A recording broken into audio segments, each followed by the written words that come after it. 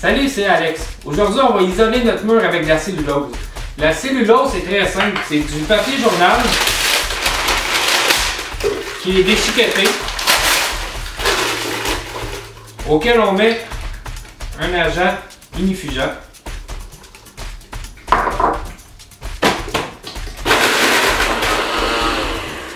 Mais faites-vous-en pas, il en vend à la quincaillerie.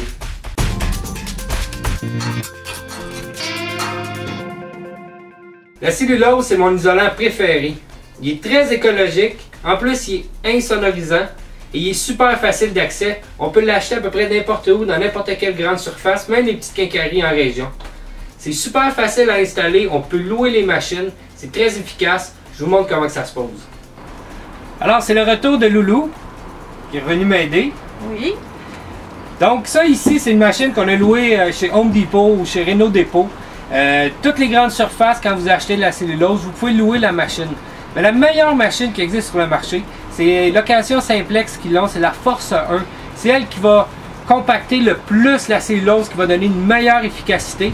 Parce qu'avec le temps, la cellulose a tendance à un peu descendre dans les murs. Donc plus c'est compact et moins ça va descendre.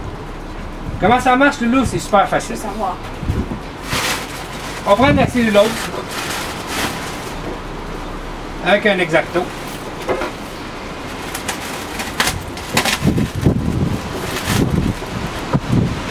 Quand on le fait tomber dans la machine, on veut déjà casser les morceaux. Juste comme ça, tu casses les morceaux.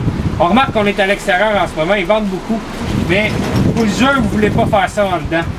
Ça fait tellement de poussière fine, là, vous allez en ramasser pour des semaines. Est-ce que je fais bien ça? Tu fais très bien ça. On va te donner une certification en défaisage de cellulose. Platine. Loulou est en train de remplir la machine. Moi, qu'est-ce que je fais? J'ai un contrôleur ici. Je peux activer les couteaux qui vont déchiqueter la cellulose et la fan qui va pousser la cellulose dans mon tuyau. Je vais commencer par faire une incision en haut de mon mur. Et le but est de glisser le tuyau complètement en bas. La cellulose va commencer à sortir. C'est important de laisser la machine travailler tout seul.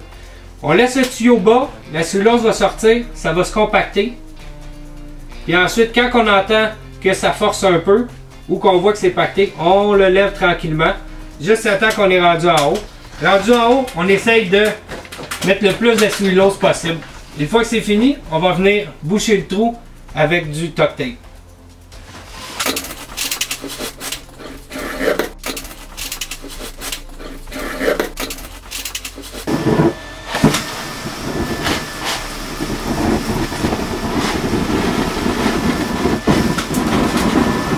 Vous remarquez, j'ai mis un carton ici.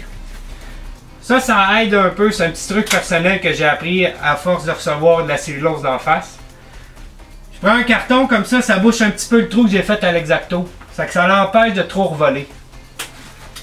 Voilà, j'ai fini mon premier trou. Donc tout ce que je vais faire, je prends du duct tape,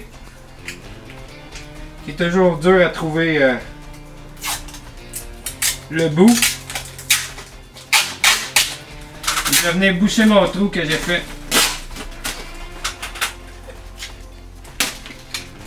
En finissant, comme vous voyez, c'est très poussiéreux. La cellulose est bien pactée partout. Il y a deux écoles. Il y a du monde qui met les forenses avant de mettre la cellulose.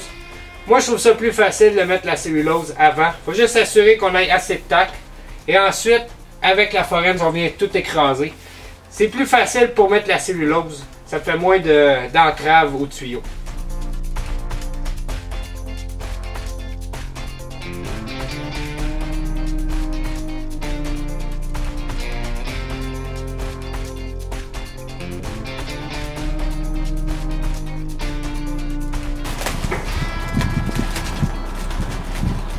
Et comment ça va?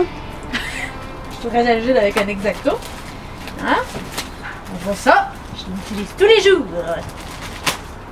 Je vais finir par y arriver. C'est un peu moins rapide qu'Alex tantôt, hein? Voilà.